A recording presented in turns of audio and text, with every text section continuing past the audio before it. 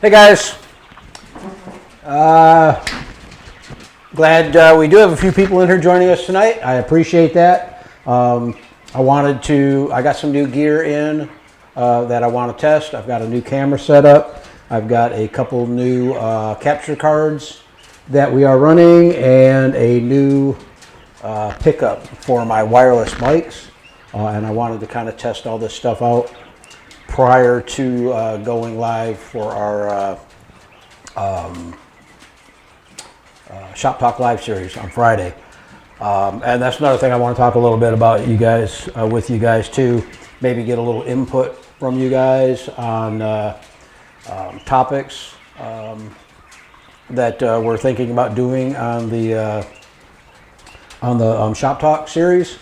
I've had quite a few people contact me over the past 2 weeks since we started the Shop Talk series, wanting like a more a basic intro into quail. You know, starting from the bare basics and then working our way up. We kind of did that a while back with the 101 series, but that didn't work out. So what I was thinking. And I don't know, what you guys will think about it, so that's what we're here for tonight, is to get your input on it. The Shop Talk series goes live on Friday nights at 7:30, and what I was thinking of doing is doing the regular Shop Talk series where we do hands-on stuff like cage building and that kind of nonsense. Do that twice a month, and then twice a month do. Like not a 101 series, I don't want to call it that, but like a beginner's getting started with quail. Go over everything from hatching eggs to incubators, brooders, sexing chicks, sexing adult birds, just the real basics that, a lot of you guys already know all that stuff, but there are a lot of people that are just getting started with quail, and I think that that would help them out, tremendously. It seems like, most of the questions that I get, whether it's here, through email, messenger, over on Facebook, it all seems to be really, pretty basic stuff. So, yeah, I thought, that might work out good. So if you guys have any ideas or any thoughts on that, what you're thinking, like I say, it's going to be every other week will be the regular Shop Talk Live series where we're doing the hands-on stuff, and then the other could also be named Terry's Guide for Beginners. Thanks, Klaus. I don't think so. I'm sure you guys are getting tired of looking at me already. 2 nights in a row. I wasn't going to do it, but I thought, if I don't do it, I'm going to have something shut down on me Friday, like has happened before. And I don't want to go through that again, so I would rather run do a half-hour, 1 hour long test just to make sure that this stuff's working. We also have a brand new beta version of the software that, so far so good. I tested it out a little bit this afternoon on some, offline stuff, and it seemed to do pretty good, but I wanted to test it out live where I'm actually testing bandwidth, upload speed, and all that stuff. And I've got you guys can't see it, but I've got a bandwidth monitor right now showing me exactly how much of my bandwidth is being used. Do it sounds good, would help me. Okay, cool. 50-50 Shop Talk idea. Okay, that's cool. I'm glad, we got a few people that like that idea. Also, if you guys have some ideas on stuff that you would like to see, I've got 3 videos lined up for the regular Shop Talk series for the hands-on building stuff. This coming week will be one of 2. I don't know whether I want to do installing a water system, because I do have to do that on a couple of my cages yet. I also have to install the manure guards. So I thought, that's one in my eyes, that one's kind of a must-have for people that have the wire cages or even the hatching time cages. I think that's probably one of the biggest complaints I get about those two cages is how do you keep the poop from going out the sides of the cage or out the back of the cage and on the walls. So the wire guards seem to work pretty good. So I don't know. I'll make up my mind on that tomorrow, see if I got enough material in stock to do the water system. We may do that this week. And then next week start out with the beginner stuff. Or maybe we should just jump right into the beginner stuff and do that this Friday also. So yeah, we'll see. I like your other cam better. This one seems slow. Huh. What do you mean by slow? What I'm seeing online here, and I don't know if it's just my iPad is froze up. Am I froze up on your ends, guys? Or does it look okay? It actually froze up last time too, so I'll wait and see if you guys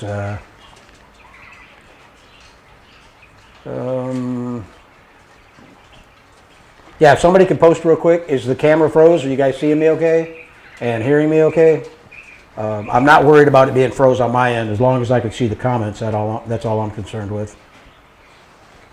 That is pretty strange though that it would freeze. Let me see if I hit the... Oh no, don't want to hit that. Looks fine on this end, not froze. Okay, cool. Yeah, that's must be an issue with this stupid... Oh, I know what it is. My iPad is on Wi-Fi. Oh, and I finally got... I got the shop hardwired, so I actually have a hardwired computer out here. And I don't know why this camera would seem slow, because this is actually a better camera than the one that I use for my normal live streams, like the one that I used yesterday.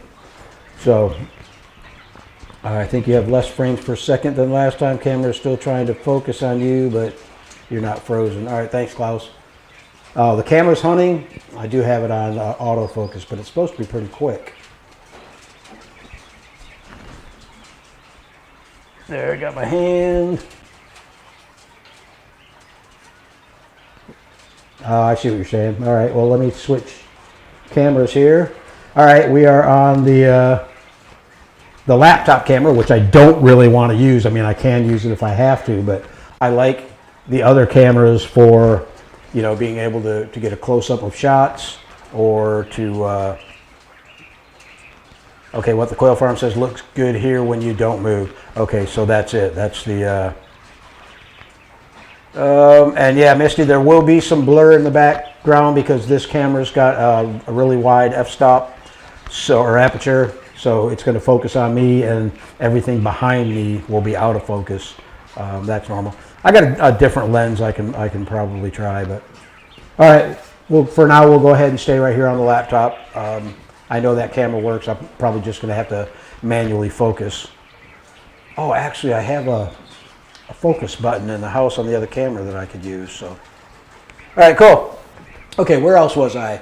All right, so yeah, what we're going to do real quick for the new people that just joined in, we're going to do the Friday Shop Talk series is going to be 2 weeks of hands-on stuff where we're building cages and whatnot, and then 2 weeks of beginner stuff. And for the beginner stuff, we're going to start right at the very bare bones basic, from purchasing your hatching eggs to, you know, taking care of the eggs prior to incubation. We'll, you know, go over all the stuff that you need to know, getting them into incubation. We'll talk about incubators and get set up with that kind of stuff.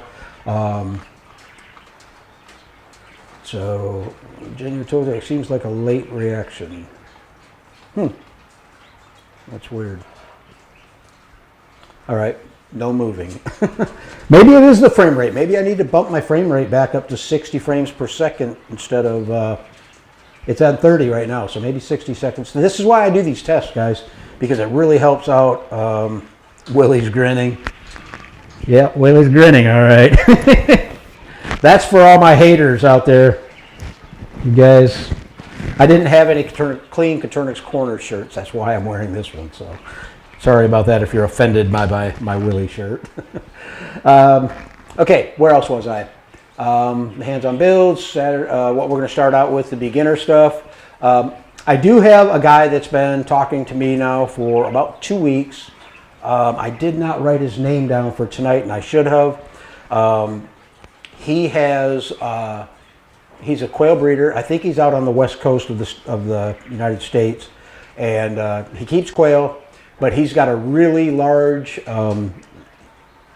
eBay store, a store on Amazon, I believe, and also an Etsy store where he's, deals in all kinds of stuff that you guys would want to use in your quail operation, like egg cartons, labels, quail scissors, that kind of stuff.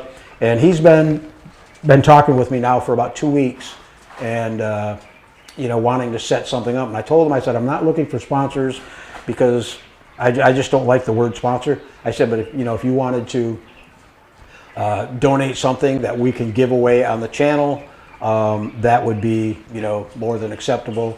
I did check into this guy to make sure that his store was legit and everything, and it looks like from what I could see, it looks like he's been around, as far as his eBay store, he's been around for a while. Good idea, Klaus. Yeah, that's exactly what I was going to do. The Shop Talk Live series is going to be broke down into 2 playlists on the channels. One playlist will be for the more, I won't call it advanced stuff, but for the stuff like building cages and whatnot. And then we'll do a playlist for just, the beginner stuff and working your way through that. But what I was saying about that guy that wanted to support the channel, he says that he's going to make up a list probably this week and get it over to me of the stuff that he wants to donate to the channel so we can give away, use as giveaway stuff for you guys. So that's pretty cool. I'm going to keep this new guy here on the Shop Talk series because we've already got our, 2 main supporters plus, 3 or 4 breeders that donate hatching eggs. So I'll keep that guy over here. And also, my birds are starting to produce, pretty good now. So I am, if you guys are interested, I am thinking about maybe giving away, a 30 count of my hatching eggs from on this channel too. So we'll see how that goes. When I've got the extra eggs, that way you guys can kind of get some of the projects that I'm working on. I've got some pretty nice stuff that I'm working on. Willie smoked quail. I'm sure he does. Willie's probably smoked everything. But anyhow, yeah, that's my ideas. So was there anything else? I think that's about it for what I wanted to tell you guys. Like I said, the main purpose of tonight's live stream is to test this stuff out and make sure that we don't have any glitches. I also got a new, I think I can show this to you, a new Stream Deck. This just helps me change between scenes. I can change cameras, I can change scenes, I can bring up like these conformity things. This is just a PDF file, but I can bring that up and show you guys. I know you've seen this on the other live stream, but so yeah, that's what I use the Stream Deck for. So I guess, guys, we'll go ahead and jump into the chat room and just run through that stuff real quick. And if you guys notice anything that's going on here with my setup as far as the issues with the cameras, audio, we're hardwired right now, so we're getting close to a gigabit speed uploading and downloading, so we should be fine there. So let me go back up to the top here. And yeah, or if you have any other ideas on stuff that you guys would like to see on these live series, the Shop Talk series, let me know too. Little Ridge Farm says hello to all you quail lovers. Hello, welcome. Valerie Cox is in the house. Hello to all you quail chicks and roos. Hello. Klaus from the Netherlands is in the house and Paradise Quail. Glad you could join us tonight, Klaus. Jeff Martin says hey all. Robert Halverson says, love new gear. I do too. It's like kind of like Christmas every time Amazon shows up at the door with something new for me to test out. Sarah says hi. Hello, Sarah, and welcome. Michael's in the house. Hello from Georgia. How are your fan filters working without your air quality? They're working great. I'll talk to you when I get down to you. We'll talk about that in a minute because I did make a few changes. Donna Southwest says, good afternoon from the west coast of Canada. Donna, welcome. Tim's in the house. Hey, everyone from Michigan. Myra says, good evening. God bless everyone. Susan Kruger says, bless you all, quail friends. Absolutely. Misty says, hi from Georgia. What the Quail Farm also says hello from Georgia. Sarah MG says, anyone else have one overachieving bird still laying eggs? Yeah, I have a couple hens that work overtime when it comes to laying. And I know because their eggs are actually really big, and it's like, you know, every 12 hours, it seems like, I mean, probably not every 12 hours, but it seems like every time I come out here, there's another large egg. And I know I only have one hen in there that's laying the big egg. So, Robert says, heat wave in Minnesota, plus 36 degrees, water isn't freezing. Well, that's always a good thing. We actually had a cold front come through. Actually, tonight it's going to be the coldest. We're getting down to like 48 tonight. Last night got down to about 50, but it was raining, so it felt really cold, especially if you had to go outside. Nick's in the house said, hey everyone, how are we all doing this evening? Welcome, glad you could make it, Nick. Marianne says, hello from the Florida Keys. Cool, glad to see you. Glad you could join us, Marianne. I love the Keys. Probably one of my favorite places here in Florida. What the Quail Farm says, we have new birds laying. Cool, congratulations. Kevin says, hello from Canada, Terry. Got notified today. Oh, cool. That's good that YouTube's actually sending out the notification. I know sometimes, I mean, I get them too because I'm actually subscribed to my own channel. And it's really weird. Sometimes I'll get them. Sometimes I'll get them 2 or 3 days later. You know, like, what the heck? Klaus is talking to Marianne. Harley's Game Birds and More says hello from Illinois. Hello, welcome.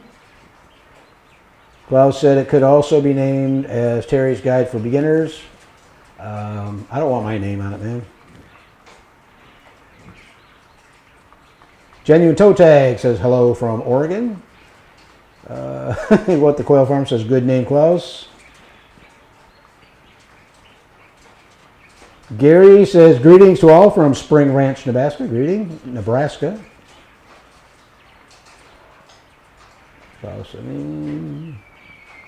Do it, sounds good, would help me. Yeah, I think, I know we have a lot of our regulars around, you know, that are a little bit more advanced. You know, they've been in the group for a while. They've been, a lot of them have been raising quail longer than me. So, you know, they're really not going to benefit a whole lot from this new series. But I'm going to say probably 80% of the people that join the Facebook group page and our new subscribers here are just beginners. Since we, on the Facebook group page, when you join up, we have some questions that you have to answer. And one of the questions is, what type of Coturnix do you keep? And a lot of people, I mean, probably at least 75% of the people answer, I don't have any yet, but I'm looking into getting them, want to learn as much as I can, you know, stuff like that. So, yeah. Sarah says, your beginner videos were very helpful to me at the start. Yep. And there's a lot of stuff, even some of the videos that I've done, you know, back 2 and 3 years ago, a lot of stuff that I've done has changed since then. So I don't know whether, you know, maybe I should redo the videos or just, you know, in this series, you know, put out the more updated info. Valerie says, okie dokie for the 50-50 shop talk. Good idea. Thank you. Kevin here says, I'm just starting out. No birds yet. The intro to quail would help me a lot. Okay, cool. Maybe we will start that this coming Friday then. That'll give me an extra week to get set up for doing other stuff. Let's see, Little Ridge Farm says, we always learn more even if we already know. That is a fact. I learn every single day. That's mainly because I talked to a lot of people that have been doing this for so much longer than me. You know, people like Klaus and Allie and Tamara and Kadia. They've been doing it, you know, a lot longer. So, all right, what the Quail Farm says, the other camera seems better. Yeah, the other camera, that's on manual focus, and that one, because I'm inside and I'm always sitting in the exact same spot, I put it on manual focus, and it's just always focused on that one distance from the camera. This one, I've got it set on autofocus, but the Sony, the A series, is supposed to have a really good and fast autofocus system to where, you know, I can be here, I can move forward, I can move back. And the reason I want to use that out here in the shop is because I plan on moving around a lot, you know, especially when we're doing the presentations. So, yeah, I will work on that a little bit. Marianne says, newbie here also, no feathered friends yet, learning all I can. Best way to start out, Marianne, learn what you can. That way you don't you know, run into any issues, or if you do, you know how to handle it. What the Quail Farm says, it has a blur when you move. Okay, I just won't move. No, we'll get it straightened out. I'll bump the frame rate up, because I know it's set at 30 frames. I'll bump it up to 60 before Saturday or Friday. Michael says, no, it's okay. Not froze, not froze. Looks fine on this end. That's good. Not frozen, good. Okay, pretty good. Kevin says, video and audio are fine. Cool. Bags of Love's in the house. This looks fine. Klaus says, I think you have less frames per second than the last time. Camera is trying to focus on you, but you're not frozen at all. Okay, cool. Yeah, like I said, I'll bump the frame rate up, and we'll see what happens on Friday. The nice thing about having multiple cameras out here, if I do have one that's kind of acting up a little bit, I can always switch to a different camera like we did. I noticed one thing. On this camera, I don't look as sunburned as I do on this camera. This camera, I look really red. And I was out in the sun all day today, so that may have been it.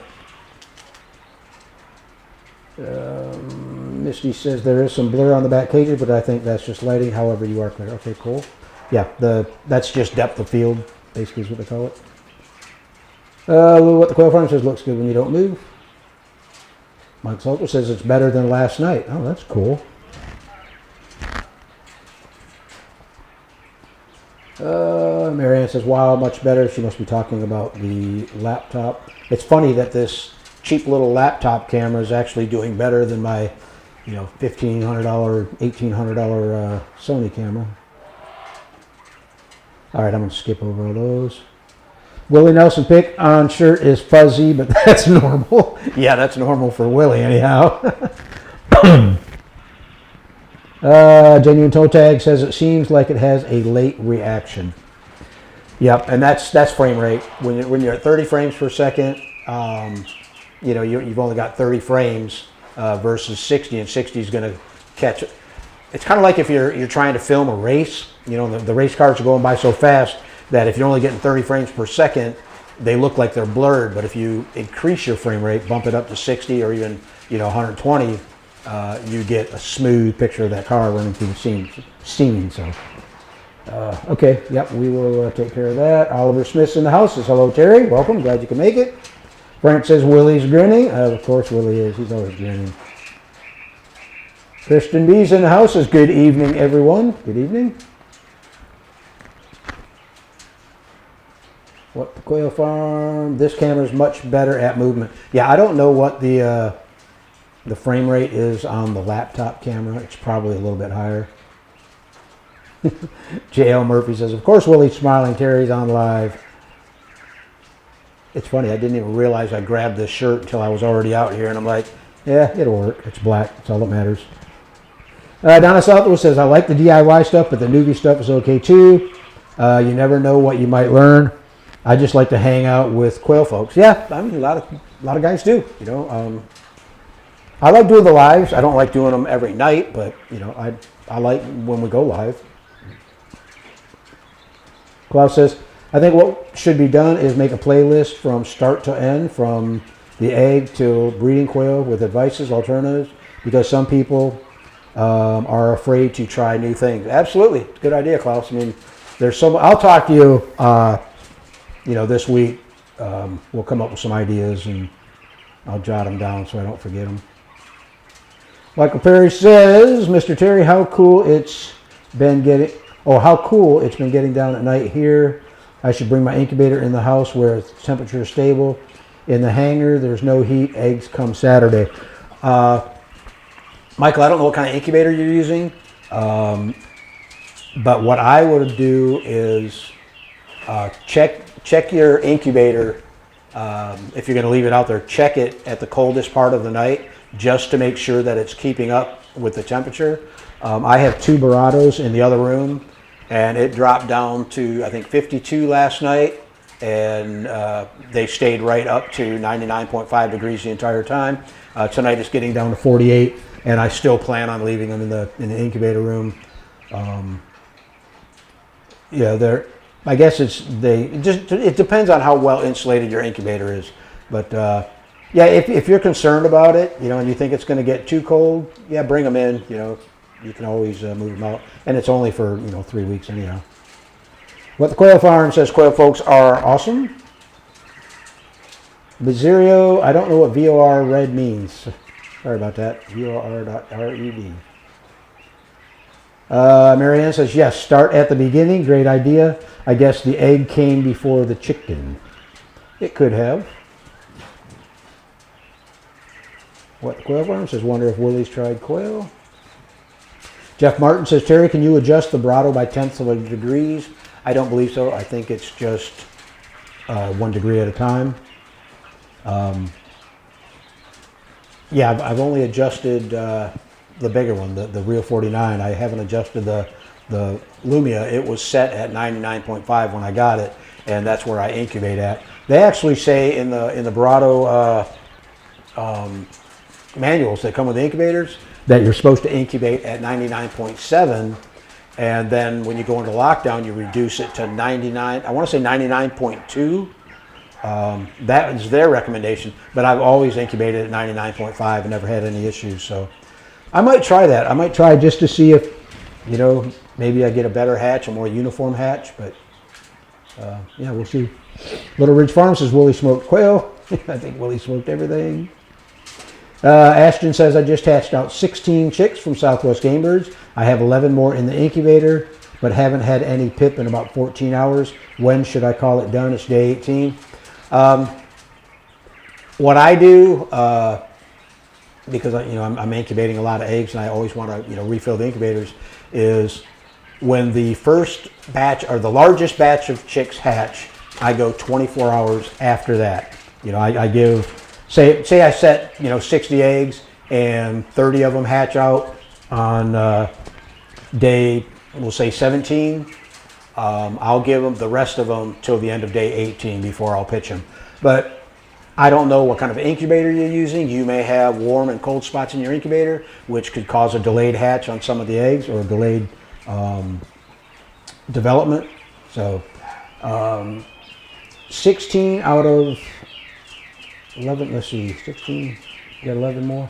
Give them another 24 hours, maybe even go to day 20 if you want. If you need the extra chicks or you want the extra chicks. But like I say, I usually don't do that. Marianne says, great idea, thank you. Oliver Smith says, I'm interested in your hatching eggs. Okay, yeah, we're going to, like I said, I'm producing more now than I can eat. I'm producing more now than I can incubate. So, the next thing is I could sell them locally, but ever since the whole pandemic thing started, I really haven't had people, coming over to my place and buying eggs. So, I can just, give them to you guys. Mark's in the house. Hello, what the heck, Terry, on every night? That's funny. Let's see what the Quail Farm says. How are your fan filters working out with your air quality? Perfect. I just shut off the filter, the fan with the filter on it, before going live because it's kind of a noisy fan. So I wanted to shut it off. But it's working good. I can actually sit out here in the shop all day long. Manure trays, they were cleaned yesterday, but they're already starting to get a little bit of, stuff built up on them. There's no smell in here at all right now. There's no dander. It seems like when the dander's pretty heavy in here, my nose starts to run. My eyes really don't water, but I'm always sniffling, kind of like I'm allergic to something, and that's exactly what it is. So, yeah, they're working great. And I think I mentioned before that I plan on building a box that's going to hold at least 2 filters, possibly 3 or 4. That's going to be mounted up on the ceiling, and that is going to be part of my intake and exhaust system. But I want it vented because I want to pull all the dander and whatnot out of the air. So, Dustin Ashes in the house says, "What's up? Welcome. Glad you can make it." Oliver Smith says, "How many male, female do you put together in the cages you build?" Let's see if I can point to a cage. This cage behind me. That entire cage is open. It's 36 inches wide, and floor space for the birds are 20 inches. And usually I'll put about, on average, 15 birds, but you can go as high as 18. I'll put like, say 15 hens and a couple roosters. Right now, I don't think I have very many in there. I think I have a 1/6 in there right now. But yeah, I mean, if you want to pack them tight, yeah, you can go 18, even 20 birds in that size cage isn't going to be, that big of a deal. But my biggest thing is, because I'm in a carport which is attached to my house, and the roof over my head is also the roof that is over the house, I try to keep the smell and the dander down in here, because I don't want that, filtering into the house somehow. So that's why there's not as many birds per cage. And I clean quite often. I mean, I'm usually, if not every other day, every day. I mean, I'm always cleaning something out here, especially if I get water, spill into one of the manure trays and gets wet. That really stinks. Shop Talk, I would like to see your power exhaust vent system. That's a good idea. Tony's in the house. Hi from Toronto. Hello, Tony. Welcome. Joy says, "Hello, all from Western Oregon. You got this." Okay, cool. Yeah, we do. We got it. Tracy Jones says, "Hey, from Pennsylvania." Hello, Tracy. Glad you can make it. I think I already read that one.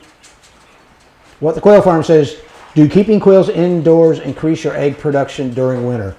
Yeah, I have egg production year-round.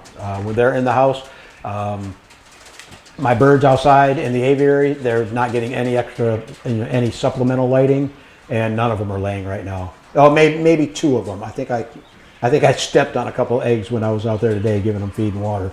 But inside, it's all light control. Lights are on a timer.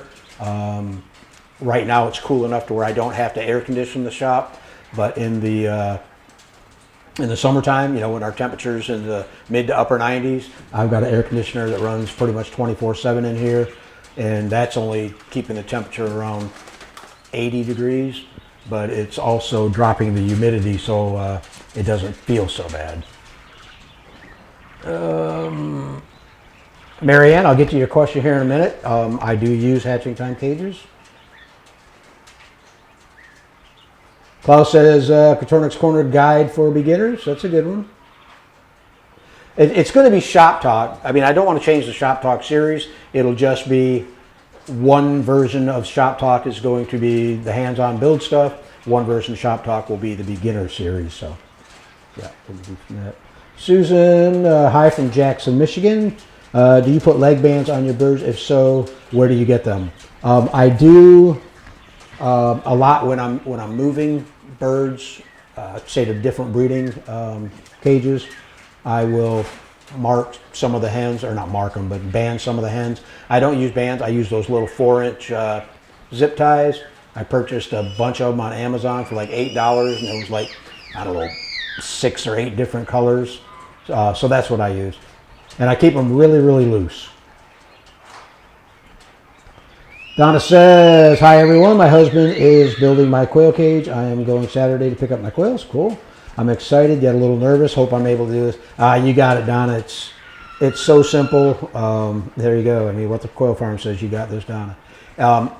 quail are really, really easy. I think a lot of people, I won't say over exaggerate, but they overcomplicate things, especially when you're talking about feed and incubating eggs. And it seems to me like if you got a halfway decent incubator like these Baratos, you set them and forget them. I mean, I put the eggs in there and I don't do a thing until it's time to go into lockdown. Same with the feed. You know, I know what feed each cage gets, so I know they're on the the correct percentage values and calcium levels. So yeah, my biggest advice to new people would be don't overthink things. There's so many opinions going around online, and some of them are pretty scary. So just do what comes natural. I mean, they're only birds. How hard can it be? Go Big 007 says, have you ever brooded 1 week old chicks with day olds? I just realized, yes, I have. I've actually put brand new chicks, freshly hatched chicks, in with 3 and 4 day old chicks, and they got along just fine. Just make sure you have plenty of feed in there so they can get to the feed without having to wrestle around with all the other guys, the bigger birds.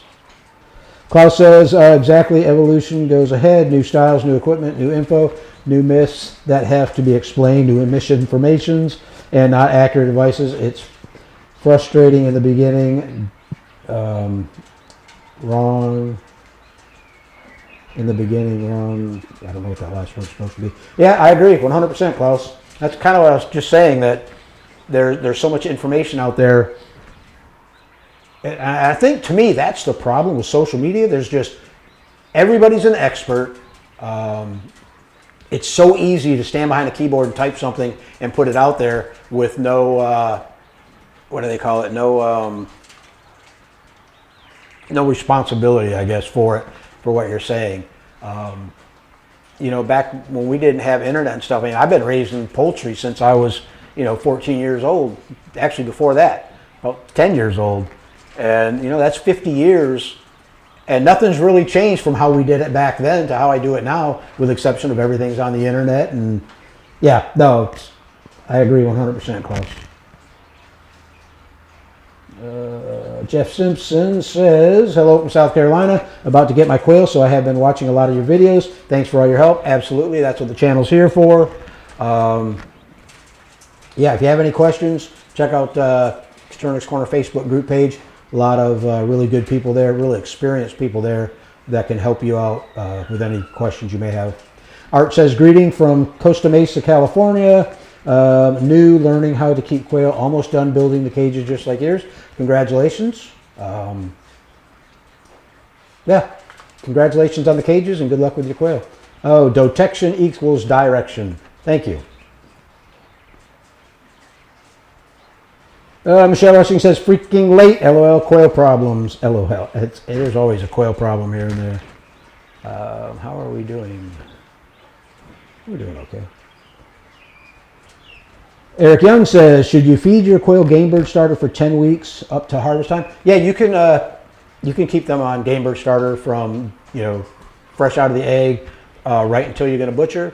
But if you're going to keep the birds and put them into production, like laying hens and whatnot, I would suggest going to a layer formula feed, something that doesn't have as high of a protein level, but they also have an increased calcium content, so your birds are getting enough calcium for laying eggs. So yeah. Ashley says, both cameras make you look like a clean-cut Santa Claus. I grow the old beard out a little bit. Let's see. Paper Princess says, I just built your stacking cage and turned the bottom cage into a brooder. I'm waiting on eggs. I actually did that, except I did the top cage was a brooder. And it really wasn't a brooder. I don't know if you guys can see this cage here. I just moved these chicks. These are, I think, about 10 days old, 9 or 10, maybe 11. But they came out of my hatching time brooders because they're getting a little bit too big, and I just put them in this wire cage. I throw a light on top of them for the first day. I hope that mic isn't making noise. I throw a light on top for a couple days just to get them acclimated, and then they're good to go. But she's waiting on eggs. Cool. Congratulations. Good luck with your hatch. Kevin says, I just got the auto egg turner I'm building. Working today. Cool. I need to get it built so I know how big to make the incubator. Oh, there you go. Yeah, build your incubator to your egg turner. That's good. David says, Southeast Ohio. Hello. Hello and welcome, David. What the Quail Farm says, not only quail info, we also get audio video lessons too. Love it. Yep. That's the way it goes around here.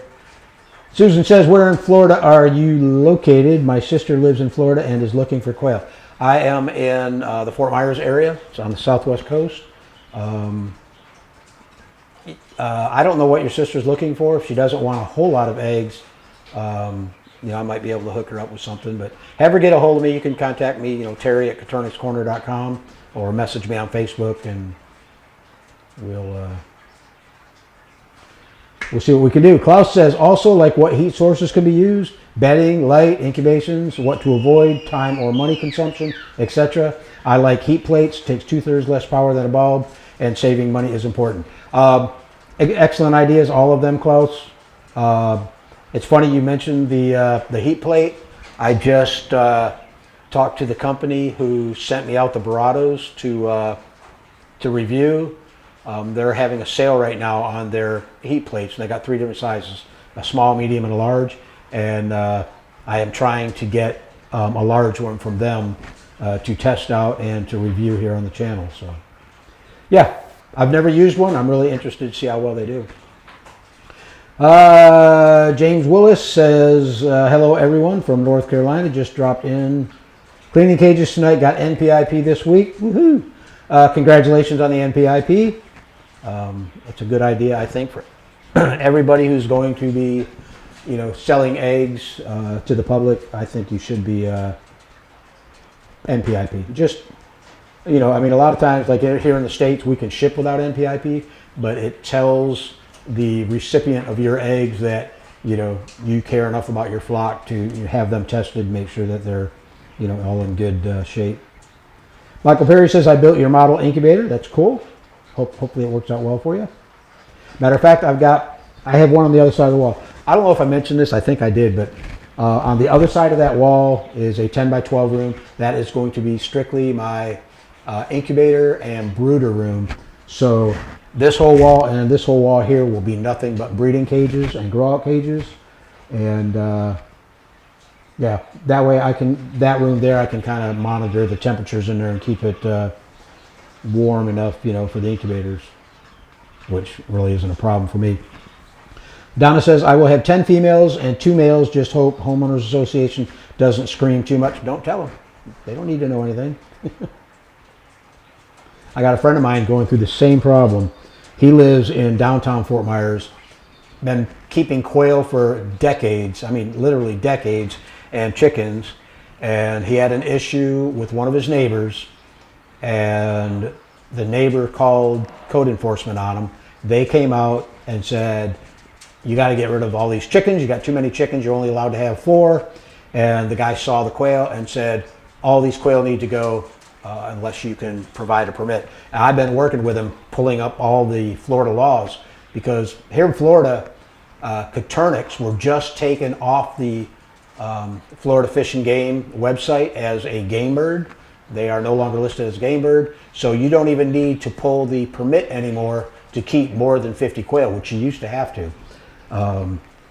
So I think they're finally realizing that, hey, Coturnix are not a game bird. They're more, it'd be like keeping parakeets or something, or parrots, whatever. LaRochelle Farm, Mark's in the house, says, hello, what the heck? Terry on every night now? Yeah, Mark. We are here to do a test. That is exactly what's going on tonight, and a little bit of talk about what's planned for the Coturnix Corner Shop Talk Live series. That's not for me. Myra says, I'm in New Jersey, expecting 4 jumbo brown Coturnix in about 5 weeks. Got the cage set up. Have not an idea how big 6-week-old hens will be. We'll be raising for eggs. Need all the help I can get. Suggest feed starter. If they're going to be 6 weeks old, just go to your feed store and ask them if they have a game bird starter. If they don't carry a game bird starter, see if you can get like a turkey starter. That's usually a little bit higher in protein levels. And 6 weeks old are going to be pretty close to adult size. They will put on a little more weight between 6 and say 10 weeks, but they're going to be pretty good sized birds, especially if they are jumbo brown. So yeah, they'll be pretty good sized birds. Kevin says here from Ruston, Louisiana. Welcome, Kevin. Glad you could make it. Go Big 007 says Denham Springs, Louisiana here. Welcome. What the Quail Farm says, does a certain breed of quail eat more feed than others? Well, if you're talking a certain breed, I mean, that would be like Coturnix versus bobwhites or Mearns or, the other different types of quail. I don't know because I don't have any experience with them. I did hatch out bobwhites once, but I didn't really notice any more of a increase in feed with the bobwhites versus the Coturnix. Now, if you're talking about the different color Coturnix, no, I mean your jumbos may eat a little bit more than your standard size quail or even your bantams. But yeah, I don't think it's going to be that much of a difference to where you're really going to notice it. Okay, now we're down to Marianne's question. What do you think about the hatching time plastic cages? Have you heard of any issues with them? Thank you. Well, I can't move this camera because that cord's taped down, but I have a whole line of hatching time cages over here on the right. They are one of our channel supporters, so I kind of got a discounted price on them when I ordered them. So that was really nice. But I love the hatching time cages. I do a lot of modifications to them from when they are, first assembled. Like I open up most of the center dividers. With exception, I do have one cage that does have the center dividers in, and that is so I can have different breeding sets in there for a special breeding project. But I change out the water system. I don't like the vertical nipples. I switch them over to either the watering cups or to the horizontal nipples. Mark from the La Rochelle farm referred me to the horizontal nipples, and I love them. All these cages behind me, with the exception of this stack here, all have the horizontal nipples in them, and I love them. They're doing a really good job. No leaking, so I really like them. What else? If you go on the channel and look, I've done several videos on modifications that I do to the hatching time cages. But I'm going to say the biggest ones are the waterers, cutting out the center divider so you got a bigger cage. And obviously little things like I don't use their black trays that they give you for manure. I actually use the same trays that I use on these cages because it sticks out a little bit farther and keeps the birds from the upper cages from pooping into the feed trough of the cage below it. Anything else on those? I am going to be building, because their cages are so low to the ground, the bottom cage, I have a really hard time getting down in there. So what I'm going to do is I'm going to use the same 2x2 material that I framed these out with. I'm going to build a rack that I can set the hatching time cages on, and that will lift the cages up to the same height all these cages are. Because I would rather I've got a little step ladder, it's like a one-step ladder that I use to get in these top cages if I have to reach way into the back. I would rather do that on the hatching time cages than get down on the ground and then try to get back up. So. Richard Brown says hello from East Tennessee. Hello, Richard. Glad you could make it. Vasil says hello from Georgia. Hello. Glad you could join us today. Oliver Smith says, how do you keep the quail to not waste so much feed? A lot of that has to do with your feeder. I use, you can see the J feeders right behind me. What I do is on the portion of the feeder that's inside the cage, I take this 1" by 2" wire and I mount it over top of the feeder. That way they have a hard time, kicking the feed around. One of the biggest tricks to using these J feeders is when you fill it up, do not use your hand to push the feed down in the feeders. I learned that the hard way. But as soon as I stopped pushing the feed down, my waste went to zero. I mean, Now you can't see it, but there's absolutely no wasted feed on any of these trays. So yeah, that's one big thing there. The other, why does my mic feel like it wants to fall off? Hold on, guys. I'm doing this so it's not rubbing up against me. Another thing, if you're using like the, can you see those white ones way down there, the trough style feeders? Hatching time makes a grate that lays on top of the feed, and that keeps the birds, you know, they have to peck through this thing to get to the feed. I haven't really had any issues with them kicking out of feed because, one, they got to stick their head out of the cage to get to the feeder. And, you know, some of the birds try to kick it around, but there's very little waste. So, but look into your feeders. Feeders is usually the biggest reason for feed loss. Attention 10 says, one of my 6-week-old males has a bloody head like he's being picked at. Should I isolate him, cull, or leave him in with the rest of the males? You could separate him, put him into, like, I call them hospital cages, just so his scalp can heal up. But what you need to do is find out who the aggressor is and get the aggressor out of the cage. Now, if you're talking about being in a bachelor pad and they're all males in there, you're just going to have to deal with it.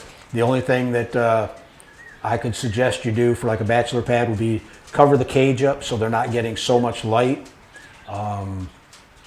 Like, I got a whole bunch of males out in my aviary right now, and because the daylight hours are pretty short still, I don't have any. Very seldom will they crow. Sometimes they do, but I don't have any issues out there with birds fighting. I also have a lot of hide places that, you know, the bird being picked on can run and hide into. So yeah, that's just, you know, a couple of different things that you can think of. But to me, find the aggressor if it's a breeding cage and get them out of your flock. You don't need aggressive birds. Elenia says, hello everyone. Elenia from Toronto. My husband and I got 20 quail chicks last week and we lost 2. Just noticed they have mites. Do you have any tips? Yeah. That's pretty strange. I mean, I've never had an issue with mites. There is a pesticide called permethrin. I was trying to think of that the other day and I couldn't remember it. You can get permethrin and you can actually mix it up. I think it's I want to say a half a percent solution, and you can actually literally spray the birds down if they are you know, really infested with mites. But another thing that you want to do is you want to take that permethrin, you want to mix it a little bit stronger and spray their entire cage down. I had to do that with my wood frame cages. Every time I took them out to pressure wash them, that was part of my routine, was to spray that pesticide, the permethrin, throughout the entire cage, letting the wood soak that up. That would keep any, you know, mites or whatever that might come into my shop. It would kill them before it got onto the birds. But I've never had a problem with actual mites on the birds. Don't know what that means. Nate says, I have 5 female, 1 male. They're 10 weeks old. Can I start feeding layer? What's a good one? At 10 weeks old, if your hens are starting to lay, absolutely, you can put them on a layer feed. Some people actually start them on layer prior to them laying, and I've heard them say that that helps trigger them to start laying. And I guess that would be because of the increased calcium levels. But yeah, at 10 weeks old, absolutely, you can put them on a layer formula right now. A good one, I can't really say because I don't know where you're at. Tractor Supply has a couple different layer feeds. I'm not a big fan of them because it seems like it gives the birds diarrhea and it really smells. I use a brand called Mana Pro. Thank you for whoever told me that the other day. Mana Pro, I actually have to go to a different feed store to get it, but I think it's a little bit better quality feed and it really helps with the manure smell. Del Choo Choo's in the house. Evening, Terry and everyone. Welcome. Del Choo Choo says, nice shirt, Terry. Absolutely, buddy. I like Willie. A lot of my guitar stuff is Willie Nelson stuff. So, wow, we still got quite a few people in here. Let's see, Robert Dungan's in the house. Howdy from Virginia. Del Tucci says, question, we have Shop Talk Fridays. When can we expect a live from the aviary?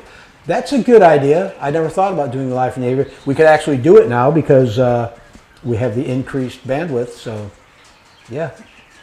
I don't know what I would really... Yeah, I guess I could talk about the aviary a little bit, you know, setup and whatnot. Kiki's in the house. Hello, everyone. Houston, Texas is in the house. Welcome. Glad to see you can make it, Kiki. What the Quail Farm says, question, do you supplement quail with grit or oyster shell? I do not. I have a bag of oyster shell, and I purchased that bag because I got a, it's called a hammer mill. It's just a little handheld hammer mill, and I pour some of the grit in there and I smash it up. The only time that I would actually give oyster shell to my birds is if I had some hens that were laying soft-shelled eggs and it became an issue. Then I would supplement, but I think with the layer feed that I'm using, it's got a high enough calcium level that the hens are getting more than they need. So yeah, I haven't had a problem, but grit, no, I don't use grit at all. My birds are all on a crumble feed, and crumbles are water soluble, so they don't need the grit. Ban Garcia says, I plan on building a large refrigerator style incubator. At what temperature should the incubator be kept at? Well, you need 99.5 degrees to incubate the eggs. So depending on how well insulated, if you're talking about room temperature, depending on how well insulated the refrigerator is, you may have to, you know, keep the room on the warmer side so that the interior doesn't cool down as much. Like our refrigerator in the house, being in Florida, we don't run the air conditioner very much just because we're, you know, I've been here forever and we're used to the heat. A lot of times I have to turn my refrigerator up to the coldest setting just to keep it cool, you know. So think of it the same way as you would with trying to keep the heat inside the incubator. The more insulated it is, the lower the temperature can actually be in there. Let's see, Gary says, hello, Terry from North Carolina. What do you do with the fine left over from the feed? Wanted to figure out how to reuse. My birds don't seem to like that. Give it to your chicks. Your day-old chicks will love that stuff. It's kind of like grinding up the feed. But yeah, hang on to it. I know exactly what you're talking about. The bottom, I got some 30-gallon pails, I think they're 30, full of feed. And it seems like when I get to the bottom, that's where all that dust is. And I dump it into another little jar, and I save that for my chicks. Okay, yeah, Van Garcia says room temperature. So yeah, you're just gonna have to play with that and see.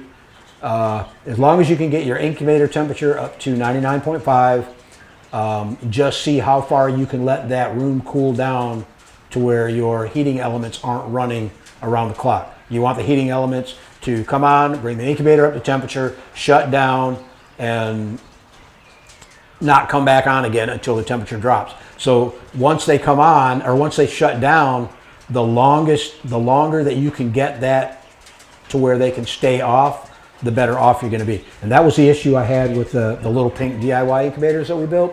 It took me forever to figure out what size heating elements, what size fans, because when I first started out, I had too much air movement. The fans were moving too much air, and temperature would come up in the incubator, and it seemed like it was cooling off too fast. The elements would shut off, then they would, you know, a minute or two later pop back on.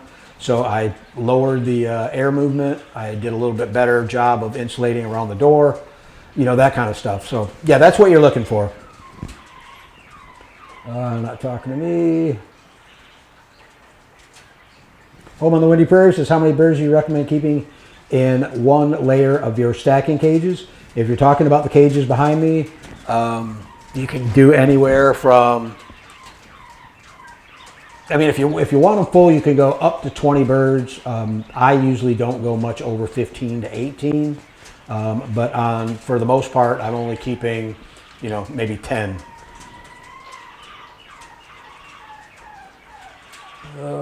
Ben Garcia says, what room temperature should a large fridge type incubator with glass doors be kept at? Yeah, well, same thing as we answered before.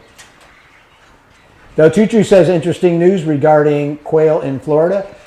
Yeah, I mean, it's not really, nothing's changed as far as keeping the quail or, needing to be permitted for them. The only thing that's really changed is the wording that Florida Fish and Game, they pulled it off their website. They no longer list Coturnix as being a game bird. So without them being a game bird, now you can keep them kind of like as pet status, I guess you could call them. But I mean, if you're worried about your birds, there is a permit that you can apply for, but it's not really going to pertain to Coturnix. It's more for like people that keep bobwhites. But I think it's like $25 and you can keep up to 50 birds. Oh no, you can keep up to 50 birds, and then after 50 birds you need the permit. Richard says, I have a GQF 1350. How often should I clean? I am running a setting every week. After every hatch. Every time I have birds hatch out, I clean the incubator. Now, in some of my incubators, I just use them as an incubator. Then I place the eggs in a lockdown box for hatching them out. It stays a little bit cleaner, but I like to make sure, that the fans in the incubator are clean, and there's always, a little bit of dust and stuff floating around in there. What's wrong with you guys? Yeah, but after every hatch, is good. Kevin says, I will be building your style of incubator too with a couple modifications. Cool. Let me know what the modifications are and how well they worked out for you, because I pass that information on to other people that build those incubators. There's been so many different modifications, like making it bigger, making it smaller, changing out the fans, going from, double fans and double heating elements to singles.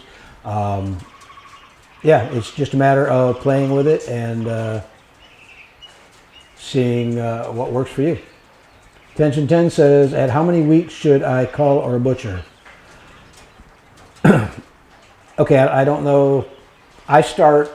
My culling process starts from the time they get out of the egg. I pick a lot of, I won't say a lot, but chicks that I see that, either have failure to thrive or some type of deformity, they are immediately culled, or chicks that,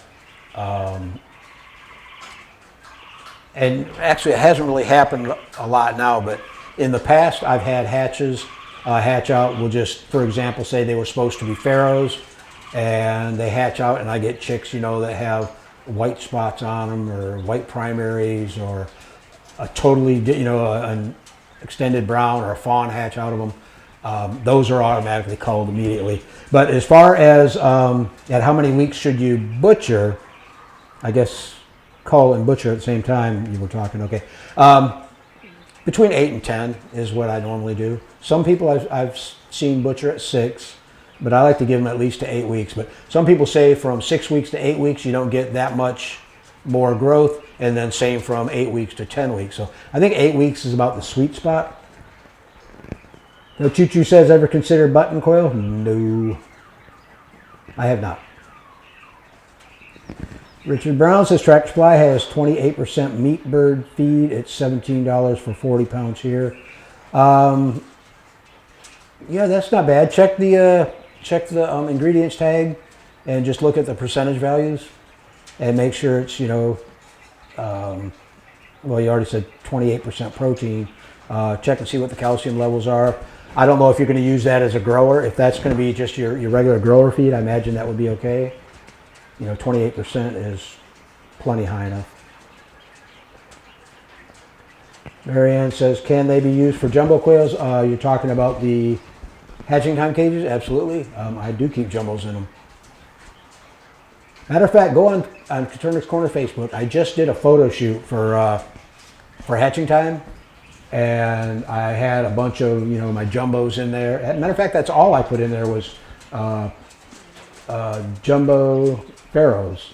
And what I had to do, I had to clean the cage up because the cages were kind of dirty. So I took them out, took everything out, took it outside, pressure washed the cage, brought it back in, and then I selected some of my select birds, my prettier looking birds, and put them in the cage for the photo shoot. But yeah, I know it's kind of faking things, but that's how they do it in the business. Though Chuchu says, how often do you refill your water buckets, considering this setup for the future? It really depends on how many birds I have in the cages. Like, well, that one's full of, grow outs, but this also has a regular quart water feeder in there until they learn how to use the watering cups. But I mean, I check the water every day. If it starts getting below 1/3 full, I'll fill them back up. But as far as how long do they last, I would say 2 to 3 days. Michelle says, talking to Gary, says you can try mixing a little water into it to make it kind of stiff, mash, and feed it that way. Some of mine will eat it that way. Oh, there you go. Good idea. Valerie Cox says, put diatomaceous earth in the dust bath. That will help. Oh, okay, for the mite problem? Yep. Talk to me. James Tate says, hello from Alabama. Do people sell non-fertile eggs or fertile eggs for eating? For the most part, they're probably mostly fertile eggs. I mean, that's what I do when I'm selling eating eggs.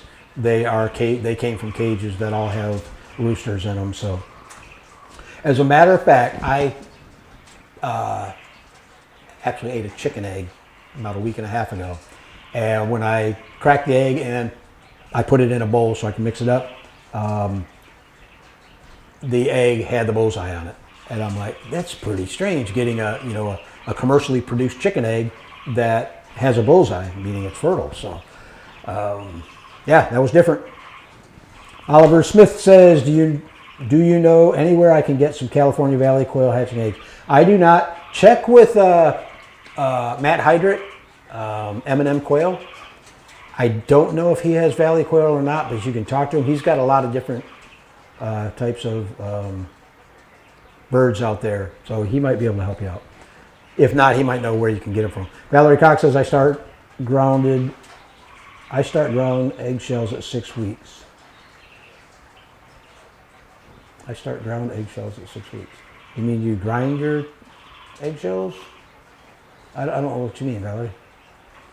Kevin says, I ended up showing up late. That's fine. Wow, we still got quite a few people in here. I'm surprised. Susan says, I'd like to see the aviary. Okay, I will put that down on the list as a potential. That could either go either way. That could be on a beginner type video, or we could do a, the standard Shop Talk Live from out there talking about the different, how I built the thing. Although there is a video on the channel, but or it could even go, talk about the deep litter method, which is the new litter method that I'm working out there. So okay, yeah, good idea. Trucker Planet's in the house. Good evening, everyone. Good evening. Your prize from last night has been taken care of. Kate says, at what age do you retire your breeder females and males? Kate from Noka Farm in Vermont. My hens, see, a lot of stuff has changed for me in the past year. I am currently working on cleaning up base colors. I'm just getting heavy into genetics, and I want to get a better understanding of them. So I may keep the hens laying, especially if it's a really nice hen. I may keep her in production longer. But back when I was doing it just for meat and eggs, I usually kept the hens for about a year, and I was changing out my roosters every 6 to 8 months. So that was just so I had a really good fertility rate. But like I said, a lot of stuff has changed with the way I look at keeping and breeding my quail now. Strangest behavior you've ever noticed with quail?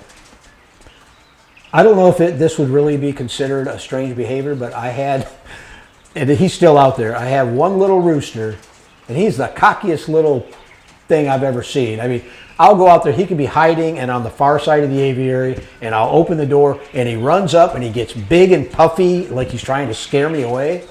And once I step in there and close the door behind me, I bend down to open up the lid to the feeder and pour the feed in, and he comes up and he starts, either pecking at my boots or pecking at my jeans and stuff. He's a crazy little guy. And I don't know why he's like that, but I like him, so he'll probably hang around for a while.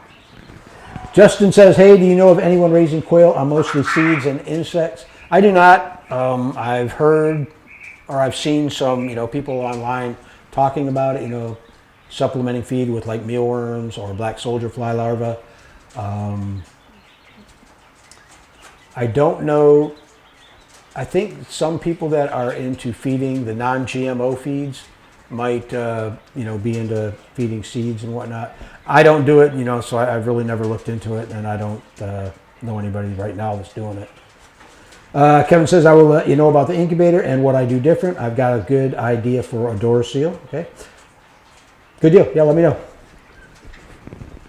Donna says, is the 8 weeks after the come out of lockdown? 8 weeks is from the time they hatch. That's day one. Until 8 weeks later. Yeah, But yeah, I mean, obviously if they come out of lockdown, they've already hatched out. So yes, from the time they're born till the time they're 8 weeks. Michelle says, lost video. Anyone else? I hope not. Everything here still looks normal on my end. Never mind, false alarm. I guess I should have read that. But the quail farm says, nope, video still good here. I still see video. Good. No. Dreamweaver's Haven Homestead says, I hope to get quail in April. I'll be soaking in your videos. Cool. Enjoy them. If you're just getting started, we were just talking earlier about doing a beginners type live stream here on the Shop Talk Live series. It'll be every other week. And we, hopefully can answer some quails then. Okay, Michelle says, I think Matt has gambles. Okay. Yeah, I'm not sure what he's got. Steve Hogan says, having the hardest time deciding on the 9.5 or the 15-inch hatching time brooder since I do chickens once in a while also. Decision. If you're going to do chickens, definitely get the bigger one. The 9.5, I can actually keep, I've got a stacking brooder set up with the, well, I guess they call it the grow outs. So I have 3 grow out cages that are 9.5. I also have the brooder, which is 9.5. And I don't, you might be able to see these chicks here. They just came out of the brooder and into a, regular grow out pen. But if you're going to do chickens and you plan on leaving the chickens in until they're fully feathered before you put them outside, then yeah, I would go with a large one. Kevin says, that Barado incubator, did you do one on it? If you're talking about did I do a video on it? I did. There's a video on the Barado Real 49. There's also a video on the Lumia 16. And in both videos, I recommend both of them. They both were, in my eyes, very nice incubators. And we ran some tests on them, and they did very well in the test.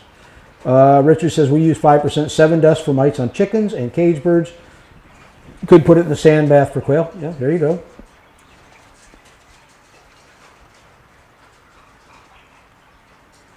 What the quail farm says, do the 15. Bigger is always better. Yep. Yeah, and the 15 would probably make it a lot easier to clean. I noticed the 9.5, if you got to, reach back in there, it can be a little tricky sometimes. Little Ridge Farm says, question, do you trim your quail's nails and beaks? I do not. Susan says, are you on twice every week live? Yeah, Susan, the schedule is Tuesday nights are Coturnix Corner Live, and then Friday nights at 7:30 p.m. is our Shop Talk Live.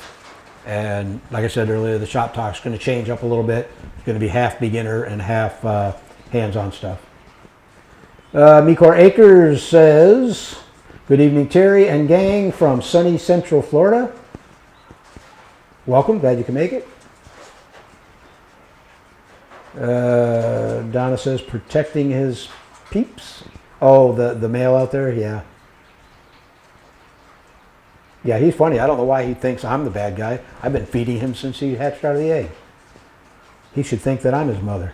Sarah says, what number of quail do you recommend raising for homestead level profitability, considering egg, meat, and live bird sales? Okay, I don't know where you're at, Sarah. Sometimes meat sales can be a little bit tricky. Just check with your, Department of Agriculture or USDA in your state. They should be able to help you out. number of quail, that's going to be, it's all going to depend on how much time you want to put into it. You know, you could go full time and have thousands of quail, or you can, you know, keep between, you know, a couple hundred or a few hundred. I keep on average 300 when I'm at full production here, but I don't do a lot of, I try to sell just enough eggs to cover my feed costs. That way, keeping the quail, you know, for me is basically free. Yeah, you're going to have to, I don't want to give you any real advice because, you know, I don't do it for profitability. I would recommend talking to, you know, some of the breeders that are into it, you know, like maybe Southwest Game Birds, AJ Farms, Anita Garrett, I'm sure she would help you out. They do a lot of homesteading stuff on their farm. Even HP Murray over at Gopher Ridge. They can give you a better position on numbers that I really can't. Kevin says, I must find me a Willie Nelson shirt like that. I got this shirt for as a Christmas present for my wife probably maybe 10 years ago, something like that. Bcor Acres says, I just went out to check on my 5-week-old. I have about 25 in a 72 by 24 grow out. One of my pandas looked to be bleeding from the lower chest area, probably an aggressor. Very possible, but also check your wiring on your cage. I have in this cage, and I actually in all the cages I need to do it. I need to go through and round off corners, but I had right behind me a couple of my pansies. Man, I can't think. I was going to say panda, but a couple of my pansies had right on their side little scratches, basically, and they were bleeding a little bit. But yeah, I mean, check your cage first. Make sure there's nothing in there that they could have got, you know, injured on, and then yeah, if it is, if it's not an injury, yeah, watch for an aggressor. Could be an aggressive male, could be an aggressive hen trying to assert her dominance. Dreamweaver says, perfect, I'll be tuning in. Thanks for sharing your knowledge. You're welcome. What the Quail Farm says, I like your video test. They turn out to be a full quail Q&A session. Yeah, well, the main reason behind this one was to make sure that I could go at least an hour without having an issue with any of this new gear. Batteries are holding up fine on everything so far. But yeah, we had a problem 2 weeks ago, I think it was. Went live, and I had an issue with something. Something accidentally got bumped and unplugged, and it totally killed the live stream.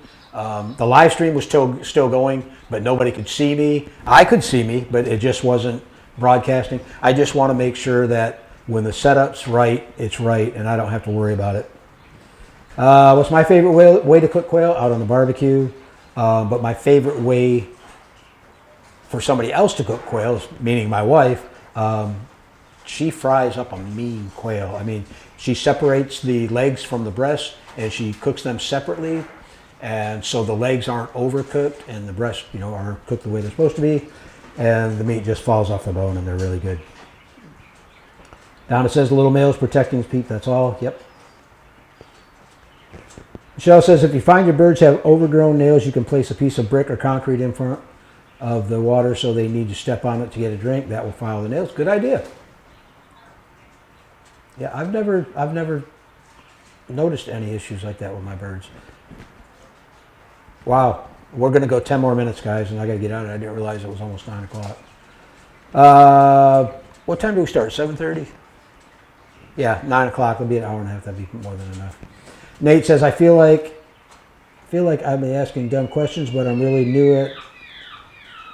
If a bird is on a layer, will the egg still be fertile to hatch?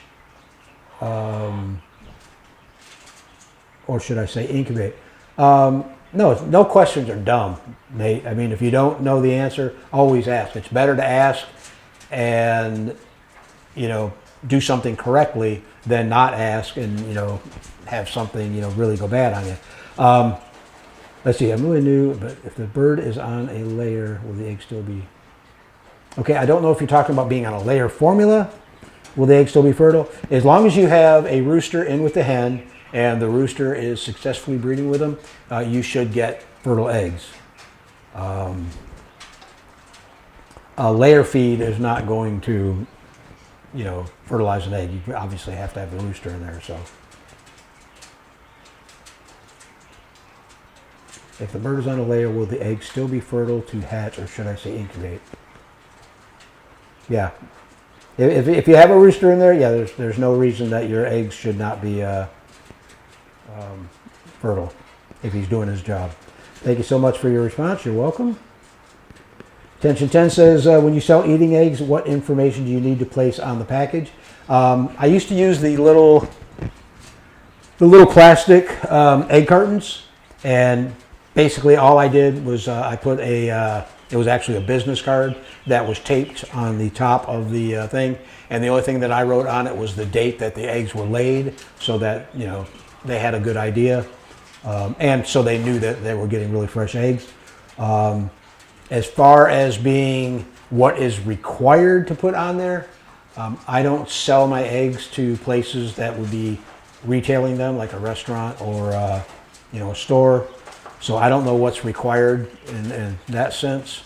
But if you're just selling them to somebody as eating eggs, to a private individual, I would think just having the date that the eggs were laid, or the date that the date that they were laid would probably be good enough to let them know, yeah, these are fresh eggs.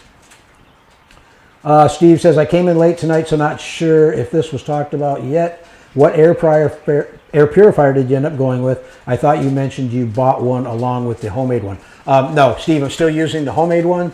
I wanted to test out the homemade ones first and do a video on it before I went out and spent a couple $100 on a commercial model. And from what I can see with the homemade ones, they do just as good of a job as a commercially made one. At least for me. I mean, I can walk around my shop now, no issues with breathing dander and getting a runny nose or whatever. Donna says, does it seem your male quails are louder inside or outside? That's my only concern, that if I have my male quails and they are loud, they would bother the neighbors. We live 25 feet between our neighbors. They're definitely going to be, to your neighbors, they're going to sound louder outside because there's no walls blocking them. But I noticed in here, the only time my roosters crow is the lights are all on timers, and at 6 a.m. in the morning, the lights come on. As soon as they come on, I get crowing for about 10, 15 minutes, and then they seem to quiet down. I mean, you can hear them now. There's no noise in there. Everybody's content and happy with what's going on. So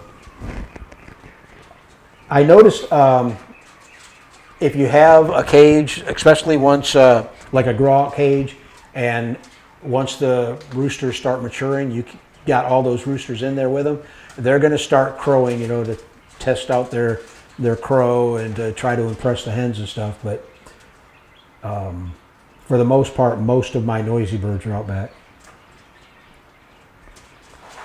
Michelle is talking about what we were just looking at. What did I just do?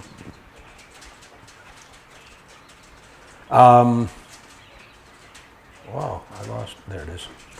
Let's see. Did you figure out what was cutting the inside of your bird's mouth? Wonder if it was one of your water nipples has a sharp spot, like the one mentioned in the Facebook group recently. I'm not sure. I'm pretty sure it's not the nipples, because they're pretty fat nipples on the horizontal waters. I think it is one of the wires on the J feeders. I put the 1" by 2" wire over the J feeder, and I might have a sharp point on there. That's probably something I'm going to do tomorrow, is to go through all the cages. I'll get out a grinder and I'll go through and clean up some of them sharp points. Let's see.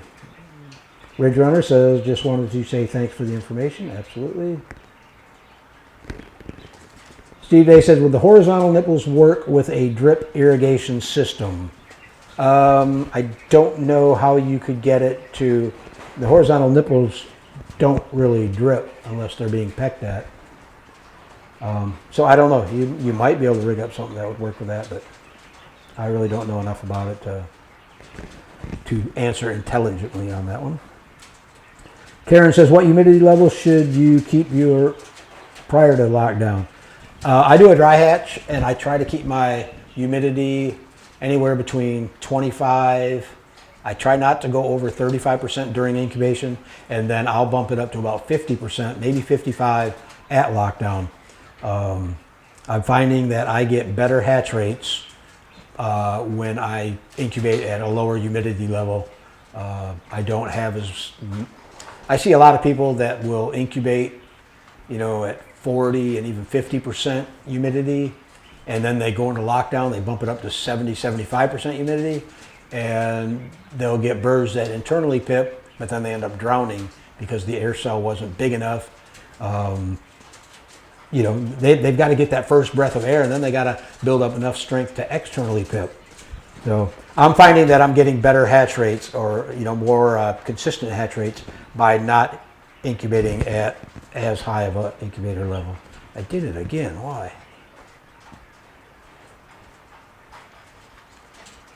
All right. I don't know what that means, but somebody's online.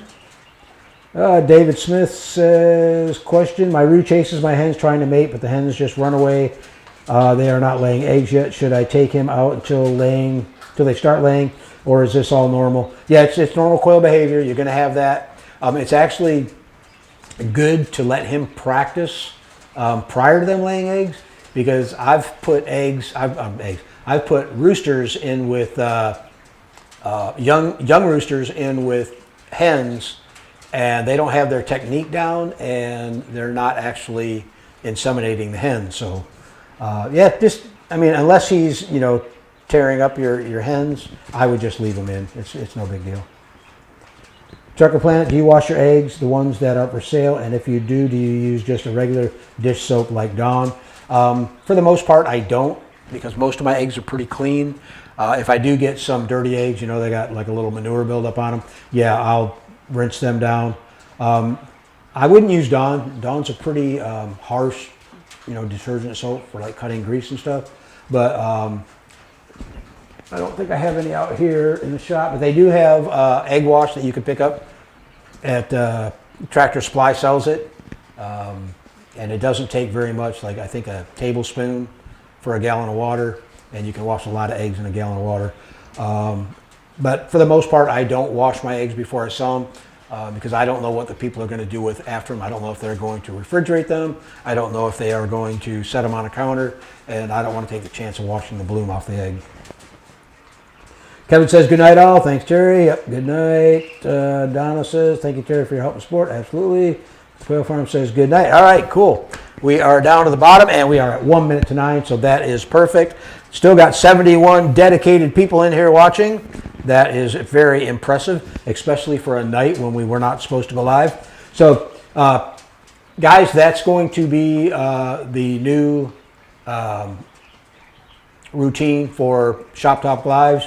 We will do every other week, we'll do a beginners type of deal, and that's probably going to start this Friday. And then on the odd weeks, we will do a hands-on, you know, build type video. Yeah, you know, for people, not for people that are more advanced, but for project kind of stuff. So that's where that's going. Equipment seemed to work out fine, with exception of the other camera kind of hunting around while it's focusing. I'm going to change that. That's no problem. I'm going to change the frame rate on that camera up to 60. And I think we're good to go. So guys, thanks for joining me tonight. Thanks for helping out with the test. Thanks for all your comments and questions over in the chat room. If you have any questions, join us over on Coturnix Corner Facebook group page. If you're not a member already, you know, go ahead and sign up for that.